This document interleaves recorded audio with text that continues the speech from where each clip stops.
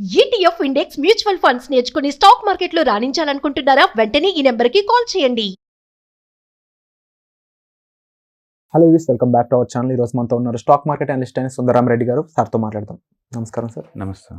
Sir, మార్కెట్లో కానీ లేకపోతే ఇక్కడ సోషల్ మీడియాలో చూసిన F&Oకి సంబంధించి వాటి కాంట్రాక్ట్ సంబంధించి చాలా రకరకాల న్యూస్లు అయితే వినిపిస్తూ ఉన్నాయి. వీటన్నిటిపై ఒక క్లారిటీ ఇస్తారా? బేసికల్గా వీటన్నిటికీ రీజన్ ఏంటంటే రిటైలర్స్ ఎక్కువ మంది ఓవర్గా ఫీచర్స్ అండ్ ఆప్షన్స్ ట్రేడ్ చేస్తున్నారు. అండ్ F&Osలో టోటల్ 6% అవుట్ ఆఫ్ 10 మెంబర్స్లో ఒకరికే ఉంటుంది. 9 మెంబర్స్ లాస్ అవుతున్నారు. ఎక్కువ అమౌంట్ అంతా రిటైల్ నుంచి పోతుందని చెప్పేసి అఫీషియల్గా సెబీ డేటా చెప్తుందండి. ఇక దాంతో ఏంటంటే రిటైలర్స్ని ఈ ఏరియాకి రిస్ట్రిక్ట్ చేద్దామని చెప్పేసి ఒక కమిటీ వేశారనమాట సెబీ వాళ్ళు. ఆ కమిటీ మొన్న రిపోర్ట్ జనరేట్ చేసింది. బట్ స్టిల్ ఇంకా ఫైనలైజ్ అవ్వలేదు. సెకండరీ కమిటీ దగ్గరికి పోయిందనమాట అది. సో ఇప్పుడు వచ్చిన కమిటీ రిపోర్ట్స్ ప్రకారం ఏంటంటే లాట్ సైజు ప్రస్తుతానికైతే 5 లాక్ ఉంది. అంటే ఈ స్టాక్స్లో అయితే మనం 1-2 ఎలా పిక్ చేసుకోవచ్చు, ఫీచర్స్ అండ్ ఆప్షన్స్లో అదే స్టాక్స్ కావాలంటే మీకు 1-2 అలౌ చేయరు, మినిమం సైజ్ని అలౌ చేస్తారు. ఆ సైజ్ని మనం లాట్ అంటాం అనమాట. ఓకే, సపోజ్ రిలయన్స్ ఉందనుకోండి, అంటే 250 ఈక్వల్ ఒక లాట్. 250 కన్నా తక్కువ తీసుకోవడం కుదరదు అనమాట F&Osలో. ఇప్పుడు దాన్ని ఏం చేస్తున్నారు, ఇప్పుడు వరకు 5 లాక్ వర్త్ ఉండే వాటి లాట్ సైజుని కడితే 20 లాక్ నుంచి 30 లాక్ తీసుకెళ్తున్నారు. అంటే సైజు పెద్ద చేస్తున్నారు. పెద్ద సైజ్ చేయడం వల్ల డిపాజిట్ కూడా పెద్ద అవుతుంటాయి. అంటే రిలయన్స్ వాటిలో నువ్వు ట్రేడ్ చేయాలంటే 4 లాక్ డిపాజిట్ చేయాల్సి ఉంటుంది అనమాట. ఇప్పుడు అదే కనుక నిఫ్టీకి అప్లై చేశారనుకున్న వాళ్ళు, నిఫ్టీకి ప్రస్తుతానికి ఒక లాట్ సైజ్ వచ్చి ఇట్లా మనం 60,000 దాకా కడుతున్నాం. అది కాకపోతే 4 టైమ్స్ పెరిగే ఛాన్స్ ఎక్కువ ఉందన్నమాట. అట్లా సైజుని పెంచేసరికల్లా రిటైల్ని దూరంగా ఉంచవచ్చు, వాళ్ళ దగ్గర అంత అఫోర్డబిలిటీ ఉండదని చెప్పేసి ప్లాన్ చేస్తున్నారు. అదొకటి. రెండోది, ఈ వీక్లీ ఎక్స్పైరీస్ ప్రతి ఎక్స్చేంజ్కి ఒక ప్రోడక్ట్ ఇవ్వాలి. ఇప్పుడు ప్రస్తుతానికైతే 4-5 నడుస్తున్నాయి. మండే ఒకటి ఎక్స్పైరీ, ట్యూస్డే, వెన్స్డే, థర్స్డే. ఇది ఫిన్ నిఫ్టీ, బ్యాంక్ నిఫ్టీ, సెన్సెక్స్, ఇట్లా అన్ని రోజుకోటి ఎక్స్పైరీ అవుతుంది. ఇలా కాకుండా ఒక ఎక్స్చేంజ్ ఎన్ఎస్సికి ఒకటి, బిఎస్సికి ఒకటే ఇండెక్స్, 1 వీక్లో ఒకటే ఎక్స్పైరీ లాగా ప్లాన్ చేస్తున్నారు.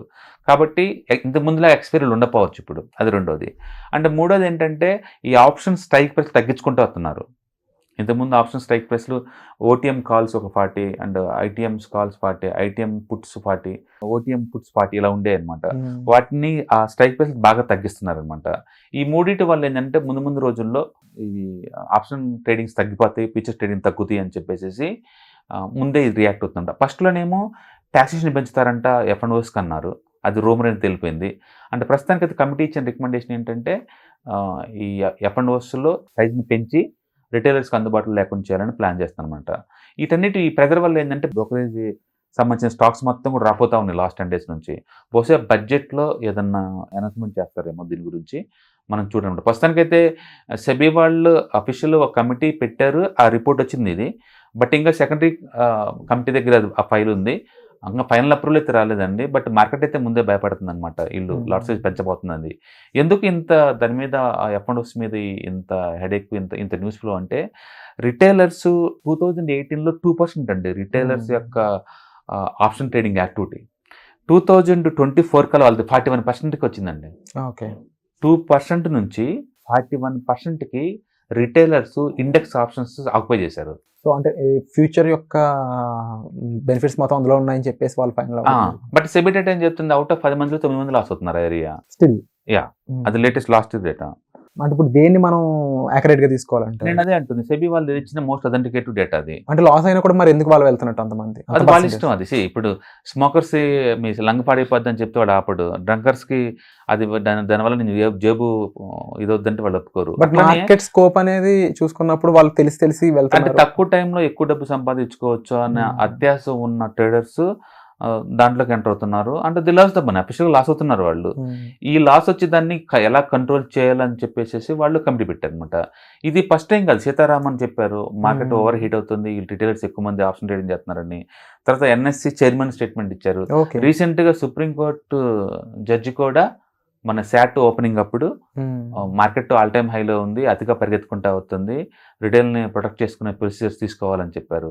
దాని మీనింగ్ ఏంటంటే పెద్ద ఆర్గనైజేషన్స్ అన్నిటి నుంచి కూడా మార్కెట్ ఓవర్ హీట్ అవుతుంది అండ్ రిటైలర్స్కి సేఫ్టీ మెజర్స్ ఉండాలని చెప్పేసి ఇండైరెక్ట్గా వాళ్ళు రికమెండ్ చేస్తున్నారు అనమాట. అందుకని అంటే సెబీ వాళ్ళు కమిటీ పెట్టారు. ఆ కమిటీ వాళ్ళు ఏంటంటే F&Osని రిటైల్కి అందుబాటులో లేకుండా చేయాలని చెప్పి ఇప్పుడున్న సైజుని 5 times 6 times చేయాలని చెప్పేసి రికమెండ్ చేస్తాను అనమాట. మొదట్లోనేమో ట్యాక్స్లు పెంచుతారని భయపడ్డారు. ఇప్పుడు ఇష్యూ ట్యాక్స్ల గురించి కాదు, సైజ్ పెంచడం దాని గురించి అనమాట. అంటే ఏదైనా కానీ సెబీ వాళ్ళది సెకండరీ కమిటీ పెట్టేంతవరకు మనకు రాదు.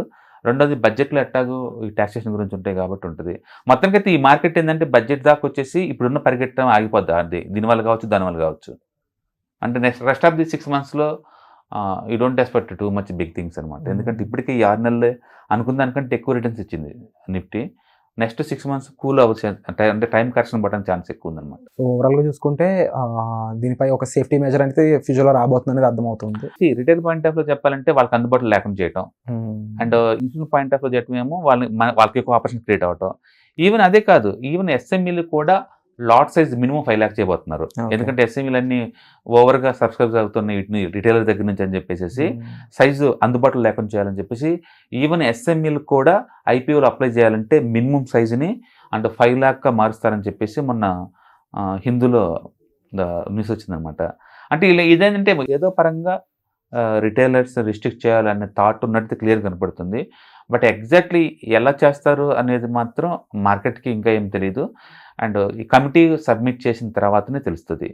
అంటే too much feature and options activity వల్ల వచ్చిన సైడ్ ఎఫెక్ట్స్ అనమాట ఇవన్నీ. ఎందుకంటే ఎక్కడో 2% ఇండెక్స్ ట్రేడింగ్ చేసుకుంటూ ఉండాలి 2018లో. ఇప్పుడు ఆల్మోస్ట్ 41% దాకా రిటైలర్స్ ఆక్యుపై చేశారంటే అది నిజంగా వరి అయ్యే విషయం. ఎందుకంటే డబ్బు వస్తుంటే పర్వాలేదు, బట్ రాని చోట పోగొట్టుకునే చోట అంతగా ఇన్వాల్వ్ అవ్వాల్సిన అవసరం లేదనమాట. అందుకని వాళ్ళని రిస్ట్రిక్ట్ చేద్దామని చెప్పేసి ట్రై చేస్తూ ఉన్నారు. సో హోప్ఫుల్లీ వాళ్ళు అనుకుంటున్న మెజర్స్ అనేవి త్వరలో రావాలని నేను కోరుకుంటున్నాను సార్.